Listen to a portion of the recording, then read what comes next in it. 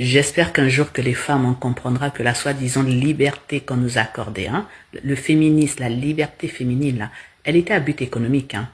C'était nous libérer pour nous rendre plus consommatrices. C'était nous libérer pour enrichir les capitalistes. Hein. C'était nous libérer, voilà, nous faire croire que cette liberté était en notre faveur, alors qu'elle était juste en la faveur des plus riches. Voilà. Depuis que la femme est soi-disant libre, mais c'est une consommatrice. Mèches, cosmétiques, vêtements, sacs de luxe, perruques, BBL. On est rentré dans une société de consommation effrénée. Parce que si la femme n'est pas libre, elle reste un peu sur la direction financière de son mari. Si la femme n'est pas libre, ça veut dire que ses choix, ses décisions restent un peu comme ça sous le joug, un peu, voilà, sur le veto de son mari. Mais si on fait sauter le mari, voilà, on dit à la femme que non, non, non, quand toutes tes décisions doivent, ton mari doit intervenir, t'es pas libre. Qu'est-ce qu'on fait?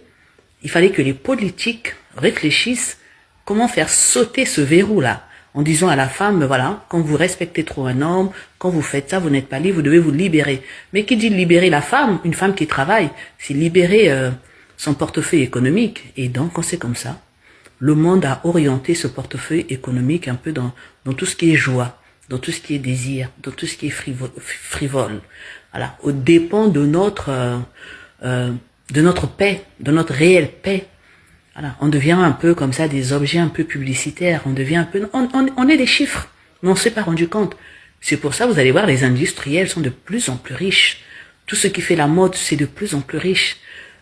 Ils sont devenus de plus en plus riches parce que, en ajoutant la femme en tant que consommatrice, ils ont explosé les quotas. Alors qu'avant, c'est l'homme qui disait à la femme, est-ce qu'on peut dépenser ça? Non, non, c'est l'homme qui gérait.